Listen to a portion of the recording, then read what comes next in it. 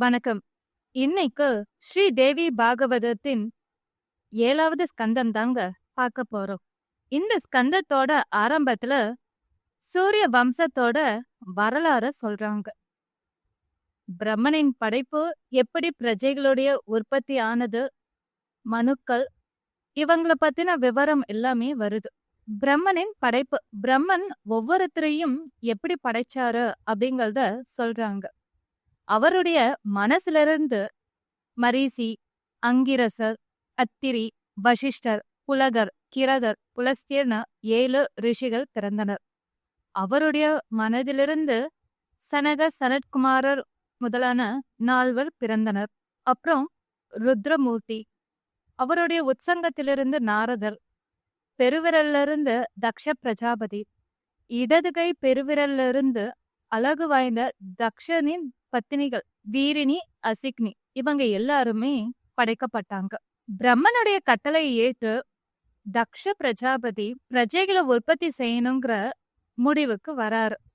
அதனால தன் மனைவிகளோட சேர்ந்து சந்தோஷமா வாழவும் ஆரம்பிக்கிறாரு. அதுல அவருக்கு 5000 பிள்ளைகள் பிறந்தனர். அவங்க எல்லாரும் பருவம் வந்ததும் நீங்க எல்லாருமே போய் புத்திர உற்பத்தியில ஈடுபடணும்னு தக்ஷ பிரஜாபதி அனுப்பி வச்சாரு. இந்த 5000 பிள்ளைகளையும் பார்த்த நாரதர், நீங்க பிரஜை உற்பத்திக்காக கிளம்பிட்டீங்க, இந்த பூமியோட அளவு சுற்றளவு எதுவுமே தெரியாம நீங்க பாட்டுக்கும் பிரஜைகளை உற்பத்தி பண்ணீங்க அப்படின்னா எங்க போய் அவங்க வாழ்வாங்க அப்படின்னு நாரதர் ஒரு கேள்வி கேட்க, அந்த 5000 பிள்ளைகளும் குழம்பி போக, சரி பூமியோட சுற்றளவு என்ன அப்படின்னு அளந்துட்டு வரலாம் அப்படின்னு ஒவ்வொருத்தரும் ஒவ்வொரு திசையில கிளம்பி போனவங்க திரும்ப வரவே இல்லை. அதனால தக்ஷனுக்கு வருத்தம் அதிகமாயிடுச்சு. இருந்தாலும் ஒரு வாரம் தன்னை தேற்றிக்கிட்டு மீண்டும் குழந்தைகளை பெற்றாரு. அவங்கள மீண்டும் புத்திர உற்பத்தி செய்ய அனுப்பி வச்சாரு. மறுபடியும் நாரதர் வந்தாரு. அதே கேள்விய அந்த பிள்ளைங்க கிட்டயும் கேட்டாரு. அவங்களும் மனசு மாதிரி பூமியை அளக்குறேன்னு கிளம்பிட்டாங்க. தக்ஷ பிரஜாபதிக்கு புத்திர சோகத்தோட கோபம் அதிகமாயிடுச்சு நாரதர் மேல. ஏன்னா நாரதருடைய பேச்சை கேட்டு பிள்ளைங்க எல்லாருமே பூமியை அளக்க போனதுனால அவங்க யாருமே உயிரோடு திரும்பவே இல்லை. அதனால நாரதருக்கு ஒரு சாபம் கொடுத்துட்டாரு. என் பிள்ளைகளை போக்கி ஒழித்தபடியால் நீயும் ஒளிந்து போவாய், அதோடு கர்ப்பவாச துக்கத்தையும் அனுபவித்து எனக்கே புத்திரனாக பிறப்பாய் அப்படின்னு சாபம் கொடுத்துட்டாரு.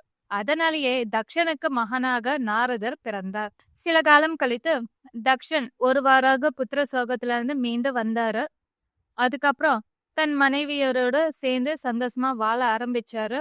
அவருக்கு 60 பெண் பிள்ளைகள் பிறந்தார்கள். அதுல 13 பெண்களை காசிப முனிவருக்கு திருமணம் செஞ்சு வச்சாரு. 10 பெண்களை யம தர்மராஜனுக்கும், 27 பெண்களை சந்திரனுக்கும், 2 பெண்களை பிருகு முனிவருக்கும், 4 பெண்களை அரிஷ்ட முனிவருக்கும் மற்றும் 4 பெண்களை அங்கீரசர் முனிவருக்கும் திருமணம் செஞ்சு வச்சாரு. அவங்க மூலமா உற்பத்தி ஆனவர்கள் தான் தானவர்கள் மற்றும் தேவர்கள். இப்படியாக வம்சம் விருத்தி ஆக ஆரம்பிச்சது. சூரிய வம்சத்தோட உற்பத்தியை பார்க்க போறோம். சூரிய தேவனுக்கு பிறந்தவர் தான் வைவஸ்வத மனு. வைவஸ்வத மனுக்கு 9 புத்திரர்கள், அவர்களே 9 மனுக்கள். இஷ்வாகோ, நாபாகன், திருஷ்டன், சரியாதி, நரிஷ்யந்தன், பிராம்சு, நகோதிஷ்டன், கருஷன், புருக்ஷத்ரன், இந்த 9 புத்திரர்களே 9 மனுக்களாக இருந்தாங்க. முதல் மகன் இஷ்வாகுக்கு 100 பிள்ளைகள். இஷ்வாகுக்கு பிறந்தவர் தான் விகுஷி. அவர் ஒரு ஆத்ம ஞான சீலனா வாழ்ந்தாரு. அடுத்து நாபாகனுக்கு பிறந்தவர் தான் அம்பரீஷன், பரம விஷ்ணு பக்தன், பலசாலி, தர்மசீலன். அடுத்து திருஷ்டனுக்கு பிறந்தவர் தான் தாஷ்டகன். அவர் பரபிரம்ம தியானத்திலேயே ஈடுபட்டார். தவம், யோகத்தில் ஆர்வம் அதிகமா இருந்துச்சு. போர் அப்படின்னாவே பயப்படுவாரு. அடுத்து சரியாதி மன்னன். அவருக்கு ஒரு மகன், ஒரு மகள். மகன் ஆனர்தன், மகள் சுகர்ணி. சுகர்ணிக்கும் சவணருக்கும் திருமணம் நடைபெற்றது. இளம் பெண்ணான சுகர்ணிக்கும் வயதில் முதிர்ந்த முனிவரான சவணருக்கும் திருமணம் நடைபெற்றது. சரியாதி மன்னனுக்கு 4000 மனைவிகள். ஆனா அவருக்கு ஒரே மகள் சுகர்ணி மட்டும்தான். ரொம்ப பாசமா வளர்த்துக்கிட்டு வந்தாரு. அவருடைய தலைநகரத்துல ஒரு பெரிய தாமரை தடாகமும் இருக்கு. அதை சுற்றி ஒரு பெரிய வனமும் இருக்கு. அந்த வனத்துல பார்க்கவ முனிவரான சவணர் மௌனியாய் காற்றையும் உணவாக அருந்தாமல் பராசக்தியை நினைத்து தியானம் பண்ணிக்கிட்டு வந்தாரு சமாதி நிஷ்டையில. அதனால அவரை சுற்றி புற்றும் இருந்தது. செடி கொடிகள் அது மேல படர்ந்தும் இருந்துச்சு. ஒரு நாள் சல்யாதி மன்னன் தன்னுடைய மனைவி மற்றும் புதல்வியோடு அந்த தாமரை தடாகத்துக்கு போனாங்க. அங்க எல்லாரும் குளிச்சு சந்தோஷமா விளையாடிக்கிட்டு இருந்தாங்க. அப்புறம் சுகன்னி தன் தோழியர்களோட வனத்துக்குள்ள புகுந்து சகஜமா விளையாடிக்கிட்டு இருந்தாங்க. அவங்க கண்ணுக்கு ஒரு புற்று தென்பட்டுச்சு. புற்றுவோட பொந்துல இருந்து மின்மினி பூச்சி போல ஒரு ஒளி வந்துச்சு.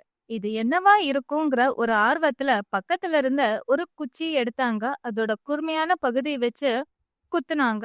உள்ள தவம் பண்ணிக்கிட்டு இருந்தவருடைய கண்ணில் அது தேய்த்தது. அதனால அவர் வலி தாங்க முடியாம, பெண்ணே, இந்த புற்றை சிதைக்காம தயவு செஞ்சு போயிடு அப்படின்னு ஒரு வார்னிங் கொடுத்தாரு. ஆனா சுகன்னி அத கவனிக்கவே இல்ல. மறுபடியும் அதே குச்சி வச்சு இன்னொரு பொந்துல குத்துனாங்க. அப்போ அவரு அதிகமா கோபப்பட்டாரு. இருந்தாலும் அவர் எந்த சாபமும் கொடுக்கவும் இல்ல. ஏதோ தப்பு பண்ணிட்டோங்கிற ஒரு உணர்வு மட்டும் சுகன்னிக்கு இருந்துச்சு. அதனால அந்த இடத்த விட்டு தள்ளி போயிட்டாங்க.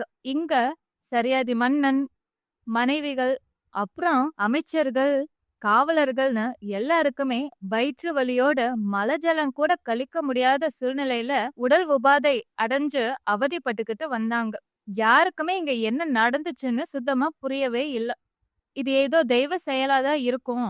அதனால யாரு என்ன தப்பு பண்ணீங்க அப்படின்னு ஒவ்வொருத்தரையா கூப்பிட்டு விசாரிக்க ஆரம்பிச்சாங்க. அப்புறம் சுகன்னி, நான் தான் இப்படி போய் தப்பு பண்ணிட்டேன் அப்படிங்கறத சரியாதி மன்னன் கிட்ட சொல்றாங்க. அதனால சரியாதி மன்னனும் அந்த புற்று இருக்கிற இடத்துக்கு போறாங்க. சவண முனிவரை சந்திக்கிறாங்க. அவரை சந்திச்சு மன்னிப்பும் கேக்குறாரு. என்னுடைய பெண் விளையாட்டா தப்பு பண்ணிட்டா, அதுக்காக மன்னிக்கணும். நாங்க எல்லாருமே இப்படி கஷ்டப்படுறோம். தயவு செஞ்சு நீங்க தான் எங்களுடைய கஷ்டத்தை நிவர்த்தி பண்ணணும் அப்படின்னு கேக்குறாங்க. அப்போ சவண முனிவர், உங்க பெண் அப்படி செஞ்சோம், நான் எந்த சாபமும் கொடுக்கலப்பா. ஆனா தேவியோட பக்தர்களுக்கு தீங்கு வந்துருச்சு அப்படின்னா அவங்க சாபம் கொடுக்கல அப்படின்னாலும் அந்த பராசக்தியானவர் சும்மா இருக்க மாட்டா. அவளுடைய விளையாட்டு தான் இது அப்படின்னு சவண முனிவர் சொன்னாங்க. இருந்தாலும் என்னுடைய கண்கள் குருடாகி விட்டது. எனக்கு பணிவிட செய்யன்னு யாருமே இல்ல. இப்போ இனிமே இந்த உலகத்துல நான் எப்படி வாழ போறனோ அப்படின்னு சவண முனிவர் கவலைப்பட ஆரம்பிச்சாரு. அதுக்கு சரியாதி மன்னனும், நீங்க கவலைப்படாதீங்க, என்னுடைய பரிசாரகர்களை உங்களுக்கு நியமிக்கிறேன். அவங்க உங்க பக்கத்திலே இருந்து பாத்துப்பாங்க அப்படின்னு சொன்னாங்க. அதுக்கு சவண முனிவர், அதனால எந்த பயனுமே இருக்காது. யார நியமிச்சாலும் அவங்க குறிப்பறிஞ்சு எனக்காக எந்த வேலையும் செய்ய மாட்டாங்க. அதனால உன்னுடைய மகள் சுகன்னிய எனக்கு திருமணம் செஞ்சு கொடு அப்படின்னு சவண முனிவர் கேட்டுட்டாரு. இத கேட்டதும் சரியாதி மன்னனுக்கு துன்பம் தாங்கல. என்ன பண்றதுனே தெரியாம அமைதியா தன்னுடைய அரண்மனைக்கு கிளம்பி போயிட்டாங்க. ஒரு பக்கம் இவங்களுடைய உடல் உபாதை இருந்துகிட்டே இருக்கு. இன்னொரு பக்கம் சவண முனிவர் தன்னுடைய பார்வை இழந்து சுகன்ய திருமணம் செஞ்சு கொடுன்னு கேட்டுட்டாரு. இந்த கவலையில அவர் மூழ்கி இருக்காரு. எல்லாரும் கவலைப்பட்டுக்கிட்டு இந்த பிரச்சனையை தீர்க்கிறதுக்கு ஏதாவது ஒரு வழி கிடைக்குமான்னு சரியாதி மன்னனும் ஆலோசனை பண்ணிக்கிட்டே இருக்காரு. இவங்களுடைய நிலை எல்லாத்தையும் புரிஞ்சுக்கிட்ட சுகன்னி தன்னுடைய தந்தை கிட்ட போய், அப்பா, நான் அந்த சவண முனிவரை திருமணம் செஞ்சுக்கிறேன் அப்படின்னு சம்மதம் தெரிவிக்கிறாங்க. என்னம்மா நீ இப்படி சொல்ற? உன்னுடைய வயசு என்ன, அவருடைய வயசு என்ன? உனக்கான இன்பத்தை அவரால் கண்டிப்பா தர முடியாது. நீ கற்பு நெறி தவறாமல் நீ நடந்துக்கணும். அதுக்கு சுகன்னி, நான் எக்காரணத்தை கொண்டும் என் கற்பு நெறியிலிருந்து நான் தவறவே மாட்டேன். அதை கெடுத்துக்கொள்ற இச்சையிலேயே இறங்கவே மாட்டேன்.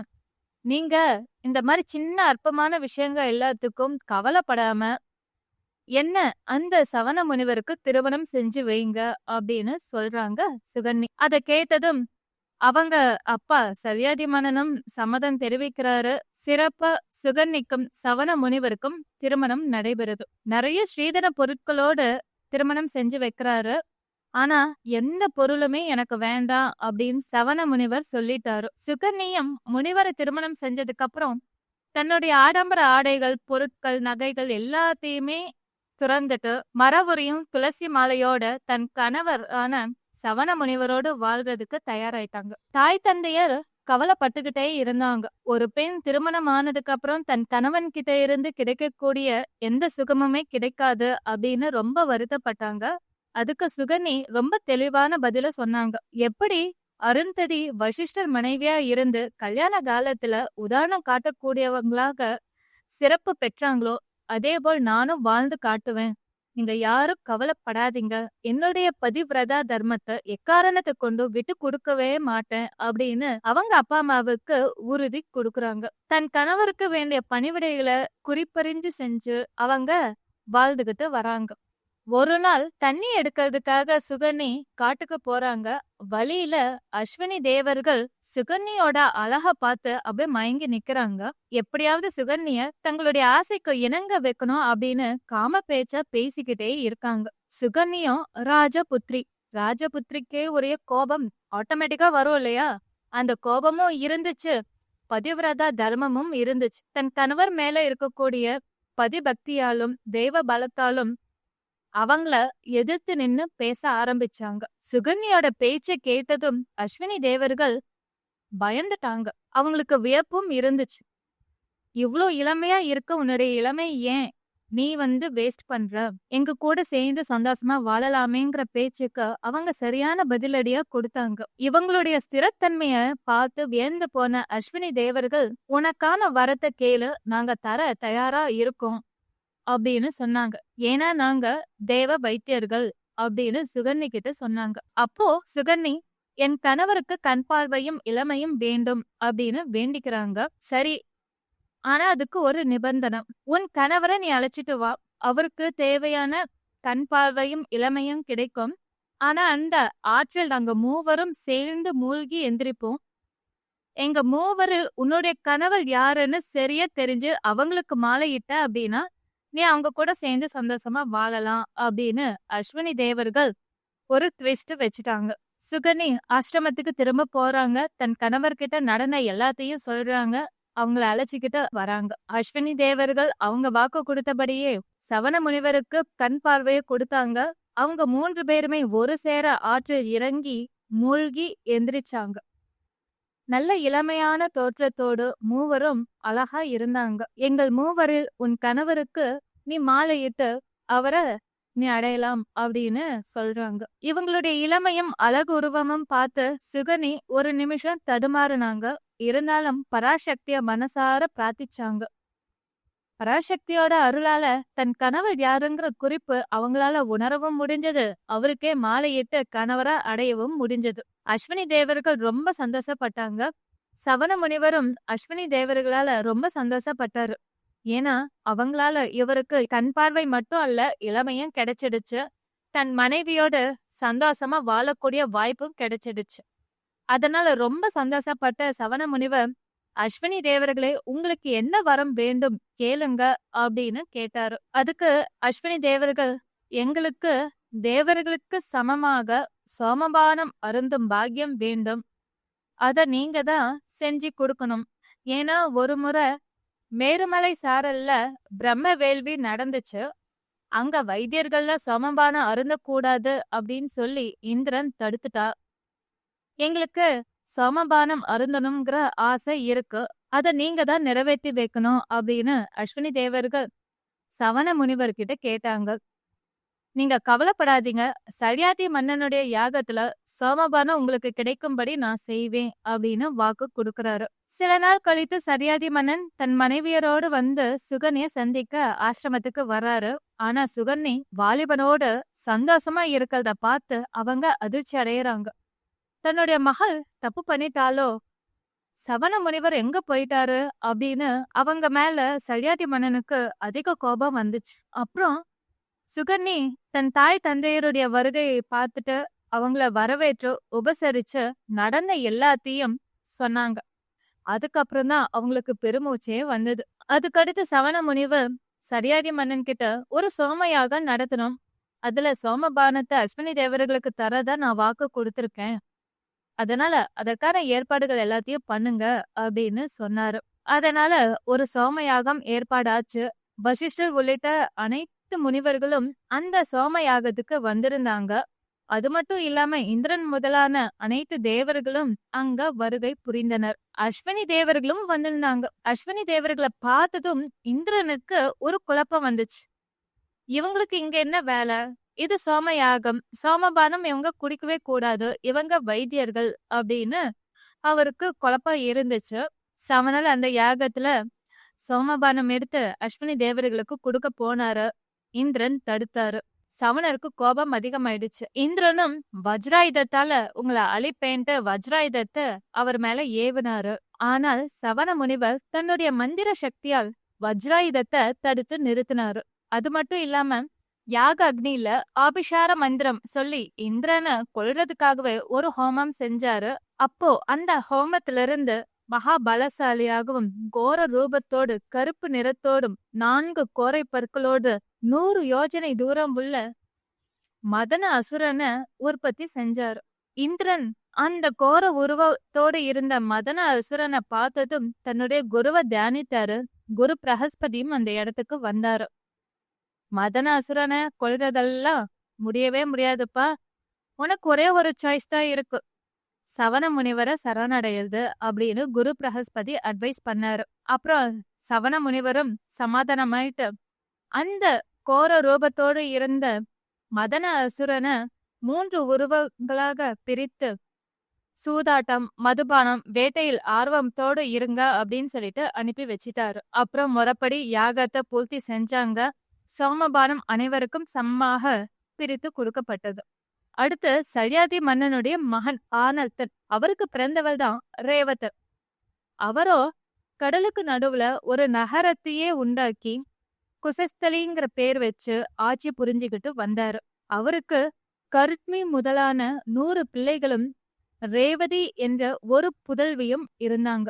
ரேவதிக்கு திருமண வயது. தன் மகளுக்கு ஏற்ற ஒரு வரனை பார்க்கணும்னு அவரும் முயற்சி பண்ணிக்கிட்டே இருந்தாரு. அதனால பிரம்மதேவனை சந்திச்சு இதுக்கு ஒரு உபாயம் தேடணும் அப்படின்ட்டு தன் மகள் ரேவதியோட ரேவதன் பிரம்மலோகத்துக்கு போனாரு. ரேவதனும் ரேவதியும் பிரம்மலோகம் அடைஞ்ச நேரம் 2 கந்தர்வர்கள் பாட்டு பாடி நடனம் ஆடிக்கிட்டு இருந்தாங்க. அதனால அவங்களும் கொஞ்ச நேரம் அந்த நடனத்தை பார்த்து நேரம் கழிச்சுக்கிட்டு இருந்தாங்க. இப்போ ஜனமேஜயனுக்கு ஒரு சந்தேகம் வந்துச்சு. பூமியில வாழ்ந்த ரேவதனும் ரேவதியும் எப்படி பிரம்மலோகம் போனாங்க?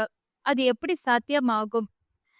ஒருவர் இறந்த பின் தான் சொர்க்கத்துக்கே போக முடியும். அப்படி இருக்கும்போது இவங்களால எப்படி போக முடிஞ்சது அப்படின்னு ஜனமேஜயன் வியாசர் கிட்ட ஒரு கேள்வி கேக்குறாரு. அதற்கு வியாசர் ஒரு அழகான பதில ஜனமேஜயனுக்கு சொல்றாரு. ஒருவனுக்கு புண்ணிய சக்தியும் மகேஸ்வரனுடைய அருளும் இருந்தா அவனால எந்த லோகத்துக்கும் போயிட்டு திரும்ப வர முடியும் அப்படின்னு சொல்றாரு. இப்போ இந்த ஸ்டோரிக்கு வருவோம். ரேவதனும் ரேவதியும் கந்தர்வர்களுடைய நடனத்தை பார்த்துக்கிட்டே இருந்தாங்க. நடனம் முடிஞ்சது. அதுக்கப்புறம் பிரம்மதேவனை சந்திச்சாங்க. தன்னுடைய மகளுக்கு ஏற்ற வரன் வேணும், நற்குலத்தில் பிறந்தவனாகவும் பலவானாயும் அழகனாகவும் தர்மசீலனாகவும் என் பெண்ணுக்கு ஏற்ற ஒரு ராஜகுமாரனை நீங்க தான் பார்த்து சொல்லணும் அப்படின்னு ரேவதன் சொல்றாரு. இதை கேட்டதும் பிரம்மதேவனுக்கு சிரிப்பு வந்துடுச்சு.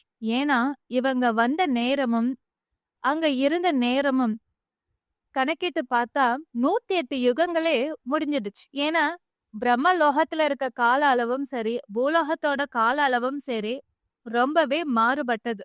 அநேக 1000 ஆண்டுகள் முடிந்தே விட்டது.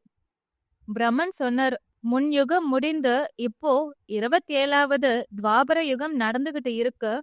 உன் வம்ச பரம்பரையில வந்தவங்க எல்லாருமே மாண்டு மறைந்து போயிட்டாங்க. உன்னுடைய ராஜ்யமும் அசுரர்களால ஆக்கிரமிக்கப்பட்டு விட்டது அப்படிங்கிறாரு. அது மட்டும் இல்லாம இப்போ அந்த இடத்த ஆட்சி புரிவது உக்ரசேனன். அவருடைய மகனான கம்சன் தன்னுடைய தந்தை உக்ரசேனனை சிறையில அடைத்துட்டு அவன்தான் ஆட்சி புரிந்துகிட்டு வரான். இவனால் பூலோகத்தில் அக்கிரமமும் அதர்மமும் அதிகமாக பாரம் அதிகமாச்சு. அதனால பூமாதேவி ரொம்ப கஷ்டப்பட்டாங்க, பிரார்த்தனை பண்ணாங்க. அப்போ நாராயணனே கிருஷ்ணனா அவதாரம் எடுத்து கம்சனா வதம் பண்ணாரு. அவனுடைய தந்தை உக்ரசேனனுக்கே ஆட்சி பொறுப்பையும் கொடுத்தாரு. தன்னுடைய மருமகன கொன்னதுனால ஜராசந்தன் கிருஷ்ணர் கிட்ட பகையோடு இருந்தாரு. அதனால கிருஷ்ணன் துவாரகை பட்டணம் உருவாக்கி அங்க வாழ்ந்துகிட்டு வராரு. அவருடைய அண்ணன் பலராமன் ஆதிசேஷனுடைய அம்சம். அந்த பலராமனை ரேவதிக்கு பொருத்தமான மணமகன் அப்படின்னு பிரம்மா சொல்றாரு. அதனால ரேவதன் தன் மகள் ரேவதியோடு பூலோகத்துக்கு வராரு, துவாரகை போறாரு. பலராமனுக்கும் ரேவதிக்கும் திருமணம் இனிதே நடத்தி முடிக்கிறாரு. அதுக்கப்புறம் ரேவதன் பத்ரிகாசிரமம் போய் தவம் செஞ்சு முக்தியும் அடைஞ்சிட்டாரு. இதுக்குள்ளேயே 108 யுகங்கள் ஆயிடுச்சு. இந்த 108 யுகங்கள் ஆனதுனால ரேவதனுக்கும் ரேவதிக்கும் வயதே ஆகலையா அப்படின்னு ஒரு கேள்வி கேட்கிறாரு ஜனமே ஜெயன். அதற்கு வியாசர் பிரம்மலோகத்தில் வயோதிகம், பசி, தாகம், பயம், துன்பம்ங்கிறது இல்லவே இல்ல அப்படின்னு சொல்லிட்டாரு. அடுத்து சரியாதி மன்னனும் மேருமலை போனதுனால அவருடைய வம்சமும் நலிவடைஞ்சிடுச்சு. எல்லாருமே அந்த நகரத்தை விட்டு ஓடி போயிட்டாங்க. இந்த சூரிய வம்சத்தை விருத்தி செய்யறதுக்காகவே இஸ்வாகு பிறந்தார். நாரதர் இவருக்கு தீட்சை கொடுத்தால் தேவி தியானம் செய்யறதுக்காக. இவருக்கு 100 பிள்ளைகள் பிறந்தனர். மூத்தவன் தான் விகூஷி. இஷ்வாகு சகுனை உள்ளிட்ட 50 வரை வடதிசைக்கு ஆட்சி புரிய அனுப்பி வச்சாரு. 2 புத்திரர்களை மட்டும் தன் அருகில் வைத்து கொண்டார் இஷ்வாகு. ஒரு நாள் இஷ்வாகு மன்னன் அஷ்டகா சிராதம் செய்யணுங்கிறதுக்காக தன் மகன் விகூஷிய அழைச்சாரு. நீ காட்டுக்கு போய் ஸ்ரத்தையுடன் சிராதத்துக்கு வேண்டிய தூய்மையான இறைச்சி வகைகளை அன்போடு நீ கொண்டு வரணும் அப்படின்னு அனுப்பி வச்சாரு. விகூஷியும் காட்டுக்கு போனாரு.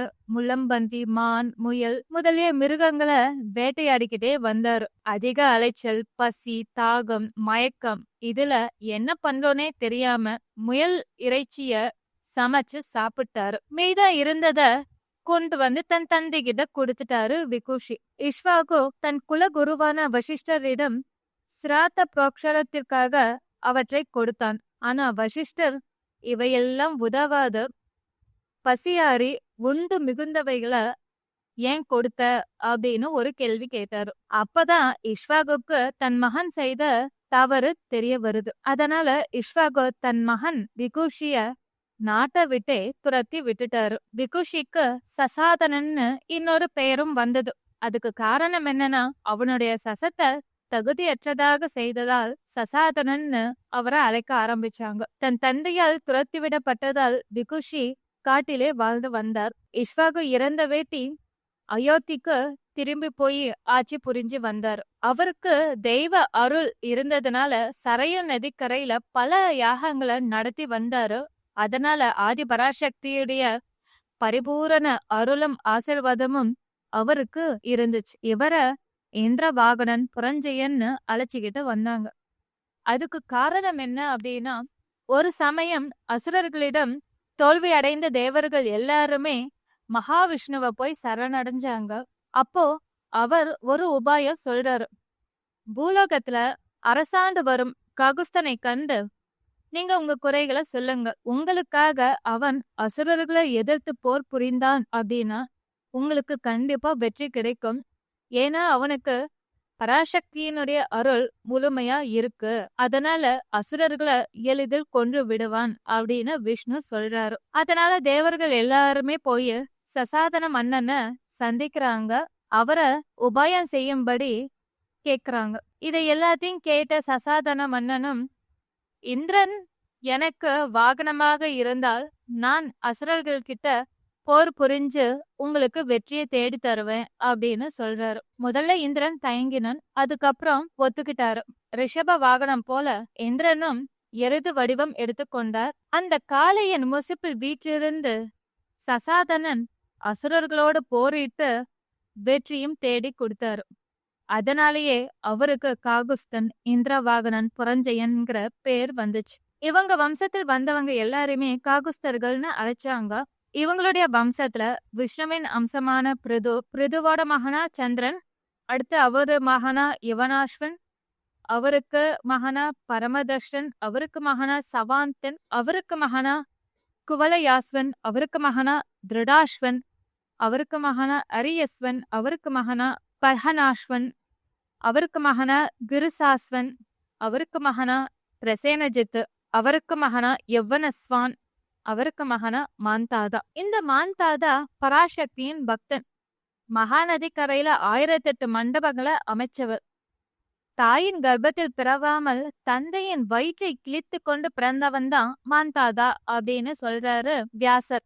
இத கேட்டு அது எப்படி சாத்தியமாகும்?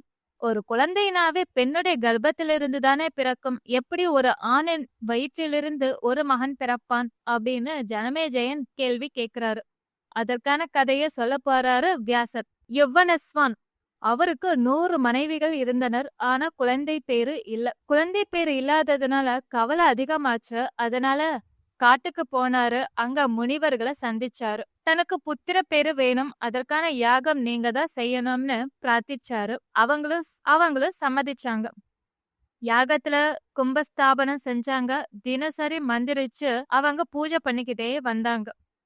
ஒரு நாள் இரவு நல்லா எல்லாருமே அயர்ந்து தூங்கிக்கிட்டு இருந்தாங்க. ஆனா அரசனுக்கு தாகம் தாங்கல. தாகத்தை தீர்த்துக்கிறதுக்காக தண்ணீர் தேடி அலைஞ்சுக்கிட்டே இருந்தாரு. அப்படியே யாகசாலைக்கு வந்தவர் அங்க கும்பத்தில் இருந்த புனித நீரை எடுத்து குடிச்சிட்டாரு. அடுத்த நாள் அந்தணர்கள் எல்லாருமே கலசத்தை பார்த்து புனித நீர் இல்லையே அப்படின்ட்டு யார் இத குடிச்சாங்கன்னு விசாரிச்சாங்க. அரசன் தான் குடிச்சேன் அப்படின்னு ஒத்துக்கிட்டாரு. சரி, இதுவும் ஏதோ தெய்வ செயல்னு அவங்க எல்லாருமே சமாதானம் அடைஞ்சு அந்த யாகத்தை முழுமையா பூர்த்தி செஞ்சு வச்சாங்க.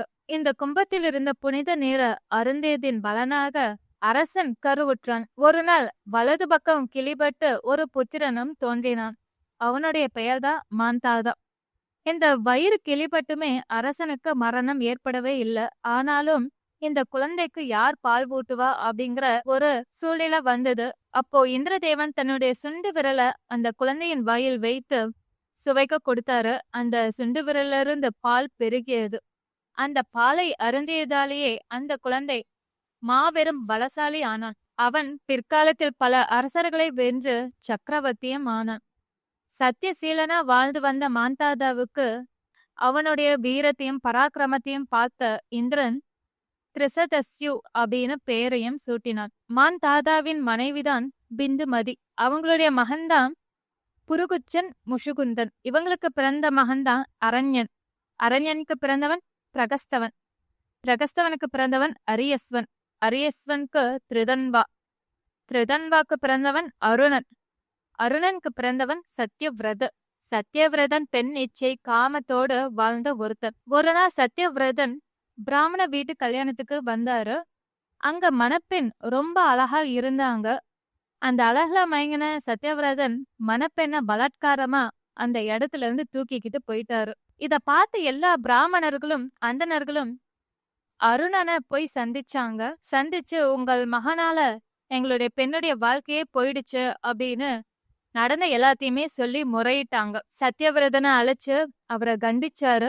இனிமே இந்த அரண்மனையில மட்டும் இல்ல, இந்த நாட்டை விட்டே நீ வெளியே போ அப்படின்னு துரத்தி விட்டாரு. சத்யவிரதன் நான் எங்க போவேன் அப்படின்னு கேள்வி கேட்க, நீ சக்கிலிய செய்யும் இழிவான செயலை செஞ்சிருக்க, அதனால அந்த தொழிலை செஞ்சுக்கிட்டு சக்கிலியர்கள் வாழும் இடத்துக்கே போய் சேர்ந்து வாழு அப்படின்னு துரத்தி விட்டுட்டாரு.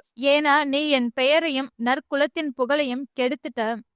இனிமேல் நீ எனக்கு பிள்ளையே இல்ல, உடனே இந்த இடத்த விட்டு போயிடு அப்படின்னு ரொம்ப கோபப்பட்டு துரத்தி விட்டுட்டாரு. நகரத்தை விட்டு வெளியேறின சத்யவிரதன் நாய் இறைச்சி உண்டு வாழும் சக்கிலியர்கள் வாழும் சேரி பகுதிக்கு போய் வாழ ஆரம்பிச்சான். சத்யவிரதனுக்கு வசிஷ்டர் மேல ஒரு கோபம். ஏன்னா தன்னுடைய தந்தைய தடுக்கவே இல்லை. அவர் தன் மேல கோபப்பட்டாரு. அரண்மனையில இருக்கக்கூடாது, நாட்டை விட்டு போன்னு கோபப்பட்டு துரத்தும் போது வசிஷ்டர் தனக்காக ஒரு வார்த்தை கூட பறிஞ்சு பேசவே இல்லையே அப்படின்னு வசிஷ்டர் மேல சத்யவிரதனுக்கு ஒரு ஆறாத கோபம் இருந்துகிட்டே இருந்துச்சு. இந்த நிலையில அருண மன்னன் மறுபடியும் பிள்ளை பேருக்காக காட்டுக்கு போய் தவம் இருக்க ஆரம்பிச்சாரு. புத்திரனை நாட்டை விட்டே விரட்டிட்டதுனால அந்த பாவத்தின் காரணமாக இந்திரன் நாட்டுல 12 வருட காலத்துக்கு மழை பெய்ய விடாம வச்சுட்டாரு. அங்க பஞ்சம் தலைவிரித்தாடியது. விஸ்வாமித்ரர் தன் மனைவி குழந்தைகளை அந்த தேசத்திலே விட்டுட்டு தவம் செய்வதற்காக காட்டுக்கு போயிட்டாரு. நாட்டுல பஞ்சம் அதிகமாயிக்கிட்டே இருக்கு. குழந்தைகளுக்கு உணவே இல்ல. வறுமையில ரொம்ப வாடிக்கிட்டு இருந்தாங்க. பசி தாங்கல. என்ன பண்றதுனே தெரியாம ரிஷி பத்தினி தன்னுடைய நடு பிள்ளைய, அதாவது 2வது மகன வித்தாவது பணம் வாங்கி தன் குழந்தைங்களுக்கு பசி ஆற்றலாம் அப்படின்னு முடிவுக்கு வராங்க. அதனால தன் குழந்தையின் கழுத்தில் தர்பைய கட்டி சக்கிலி பாளையத்துக்கு அழைச்சிட்டு போறாங்க. சத்யவிரதன் அந்த குழந்தைய பார்த்ததும் ரிஷி பத்தினி கிட்ட நடந்தது என்ன அப்படின்னு விசாரிக்கிறாரு. அவங்க தாங்கள் பசி வறுமையினால வாடிக்கிட்டு இருக்கோம், அதனால குழந்தைய விற்கிறதுக்காக இங்க வந்திருக்கோம் அப்படின்னு சொல்றாங்க. இது எல்லாத்தையும் பொறுமையா கேட்ட சத்யவிரதனுக்கு ரொம்ப மனசு பாரம் ஆயிடுச்சு. மனமிறங்கி, நீங்க குழந்தைய விற்க வேண்டாம், நீங்க குழந்தைகளை அழைச்சிக்கிட்டு ஆசிரமத்துக்கு போங்க. நான் உங்களுக்கான உணவை தினைக்கும் தேடி கொண்டு வந்து ஆசிரமத்துக்கு பக்கத்துல இருக்கக்கூடிய மரத்துல வச்சுட்டு போறேன். அத சாப்பிட்டு உண்டு வாங்க அப்படின்னு உறுதி கொடுக்கறாரு. அதை கேட்டு அவங்களும் திரும்பி தங்களுடைய ஆசிரமத்துக்கு போறாங்க. சத்யவிரதன் காட்டுல வேட்டையாடுவாரு. இறைச்சி வகைகளை எடுத்துக்கிட்டு வந்து அங்க மரத்துல வச்சுட்டு தினைக்கும் போவாரு. ரிஷி பத்தினியும் அந்த இறைச்சிகளை எடுத்து தன் குழந்தைகளுக்கு கொடுத்துட்டு தானும் உண்டு சந்தோஷமா வாழ்ந்துகிட்டு வந்தாங்க. ஒரு நாள் காட்டுல எவ்வளவு தேடியும் வேட்டையாடுறதுக்கு ஒரு மிருகம் கூட சிக்கல. அடடா, இன்னைக்கு ரிஷி பத்தினிக்கும் குழந்தைங்களுக்கும் எப்படிதான் உணவை கொடுக்கறது அப்படின்னு கவலையோட நடந்து வந்துகிட்டே இருந்தவருக்கு வசிஷ்டருடைய ஆசிரமம் கண்ணில் பட்டுச்சு. ஏற்கனவே சத்யவிரதனுக்கு வசிஷ்டர் மேல கோபம் அதிகமா இருந்துச்சு. வசிஷ்டருடைய ஆசிரமம் பட்டுச்சு. அப்புறம் அங்க ஒரு பசுமாடும் தெரிஞ்சது. இந்த பசுமாடை நாம இறைச்சியாக்கி கொடுத்தா நல்லா சாப்பிடலாங்கிற முடிவுக்கு வராரு.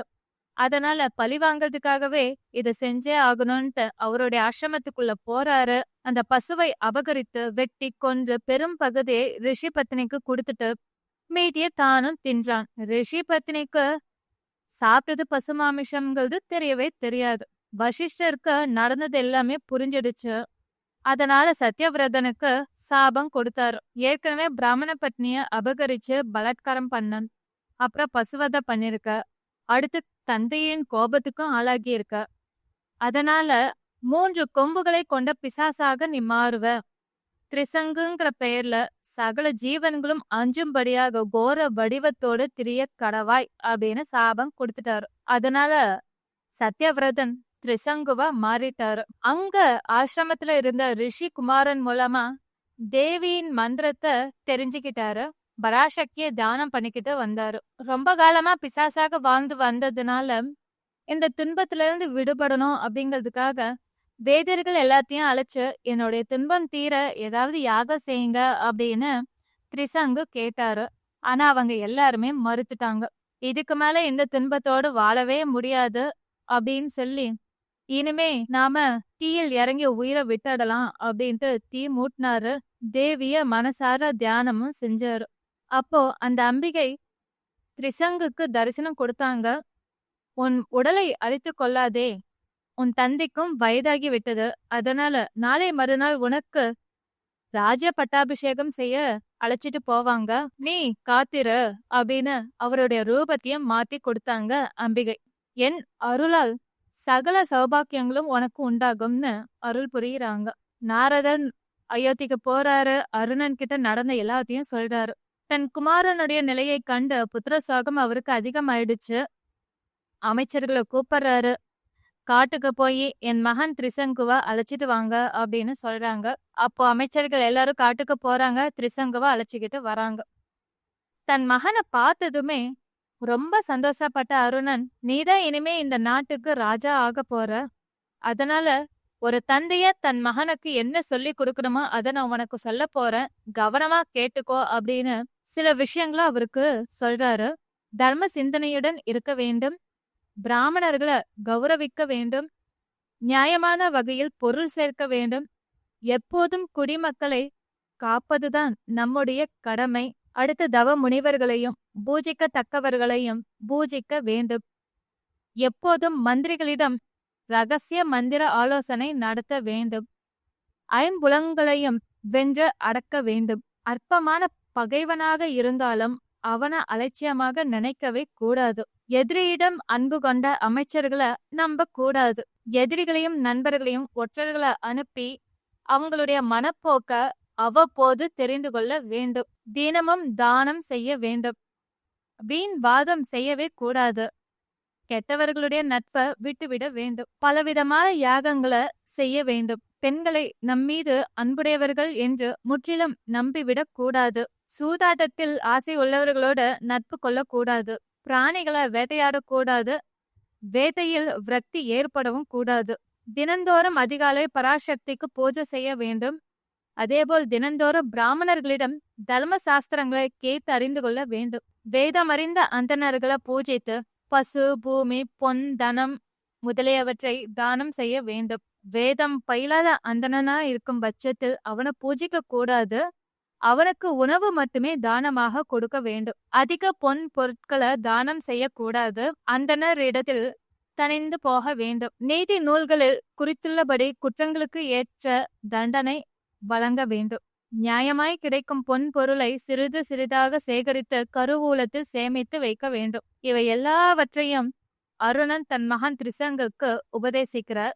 அருணன் தன் மகனான திரிசங்குக்கு அயோத்தி மன்னனா முடிசூட்டி வைக்கிறாரு. அவரும் சிறப்பா ஆட்சி புரிஞ்சுக்கிட்டு வராரு. திரிசங்குக்கு வயதாகவே தன் மகனான ஹரிச்சந்திரனுக்கு முடிசூட்டி வைக்கிறாரு. அது மட்டும் இல்லாம தன் குல குருவான வசிஷ்டர் கிட்ட தன்னுடைய ஒரு விருப்பத்தையும் சொல்றாரு. அதாவது தான் இந்த பூத உடலோடு ஸ்வர்க்கத்தை அடையணும். அங்க இருக்கக்கூடிய சுகபோகத்தை, அப்சரஸ் நடனத்தை எல்லாத்தையுமே நான் முழுமையா அனுபவிக்கணும் அப்படின்னு சொல்றாரு. இதை கேட்ட வசிஷ்டரும் யாகத்தை செய்யலாம், ஆனா நீ இறந்த பிறகுதான் ஸ்வர்க்கத்தை அடைய முடியும் அப்படின்னு சொல்லிட்டாரு. இதை கேட்ட திரிசங்கும், நீங்க இந்த யாகம் செய்யலைன்னா என்ன, வேறு புரோகிதரை வச்சு நான் என்னுடைய விருப்பத்தை நிறைவேற்றிக்கிறேன் அப்படின்னு சொல்ல வசிஷ்டருக்கு கோபம் வந்துடுச்சு. உனக்கு இந்த பிறவியில மட்டும் இல்ல, அடுத்த பிறவியில கூட உனக்கு சொர்க்கம் கிடைக்காது.